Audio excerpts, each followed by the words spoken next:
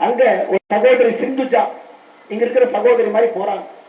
திமுக காரன் ஒரு 8000 ரூபாய் நோட்டீஸ் தூக்கிட்டு இங்க சுத்திட்டு இருக்கான். சகோதரி கேட்கிறாங்க, வாக்குவாதம் ஆகிறது, முடிய பிடிச்சி அடிக்கிறாங்க. நேரா வீட்டுக்கு வந்து தற்கொலை பண்ணி இறந்து போய் விடுகின்றாங்க.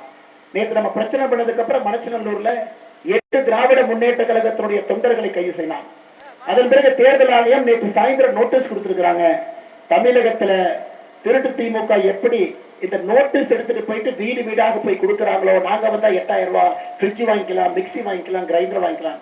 அது ஒரு அம்மா எடுத்துட்டு இந்த நோட்டீஸ் எடுத்துட்டு ஒரு தாய்மார் ஒரு கடைக்கு போயிட்டாங்க. அண்ணே திமுக காரன் நோட்டீஸ் கொடுத்தான், ஏதோ ஃப்ரிட்ஜ் கொடுக்குறீங்களாமா, மிக்சி கொடுக்குறீங்களாமா, கொடுங்க ஐயா.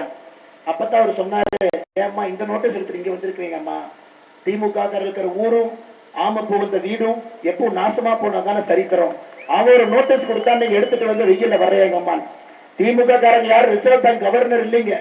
தேர்தல் இடத்துல அடுத்த 4 நாட்கள் நம்மளை ஏமாற்றுவதற்காக இந்த போலி நோட்டீஸ் எங்கேயும் கொடுக்க கூடாது, கொடுத்தா காவல்துறை நடவடிக்கை எடுக்கணும். தேர்தல் ஆணையம் அதை தடை செய்திருக்கிறார்கள், ஆட்சிக்கு வரமாட்டார்கள் என்று தெரிந்து நம்முடைய பெண்கள்கிட்ட அந்த பொய் நோட்டீஸை கொடுத்துக் கொண்டிருக்கின்றார்கள். சென்னை திருவள்ளூர் மாவட்டம் மிஞ்சூர்ல ஒரு கல்லூரி படிக்கக்கூடிய மாணவி செமஸ்டர் எக்ஸாம் படிச்சுட்டு இருக்கிறாங்க. 3 பேர் கஞ்சா பழக்க வழக்கத்தினால 3 பேர் ரோட்ல போறாங்க, காலி போலி. சகோதரி ஃபர்ஸ்ட் ஃப்ளோர்ல இருக்கிறத பார்த்துட்டு, முதல் மாடியில் இருக்கிறத பார்த்துட்டு கீழ இருந்து தாவி முதல் மாடிக்கு போய் அந்த சகோதரிட்ட அத்துமீற முயற்சிக்கிறாங்க.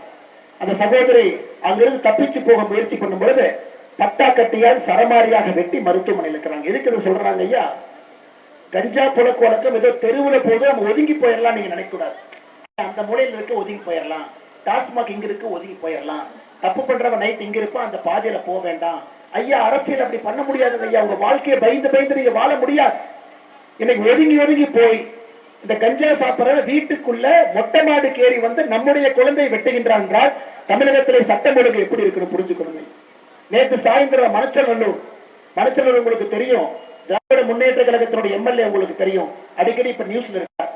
250 தாய்மார்களுடைய கிட்னி திருடி வித்து அந்த தொகுதியில மறுபடியும் சட்டமன்றத்துக்கு அந்த கதிரவன் அவர்கள் போட்டியிடுகின்றார்கள். இன்னைக்கு திராவிட முன்னேற்ற கழகத்தை திராவிட மாடல் என்று சொல்வதை விட கிட்னி திருட்டு மாடல் ஆட்சி என்றுதான் சொல்ல வேண்டும். 250 சகோதரர் திருடிட்டு நம்முடைய அமைச்சர் மா சுப்பிரமணியம் சொல்றார், கிட்னி திருட்டுன்னு சொல்லாதீங்க, கிட்னி முறைகேடுன்னு சொல்லுங்கிறார். என்னங்க அநியாயமா இருக்கு? கிட்னியை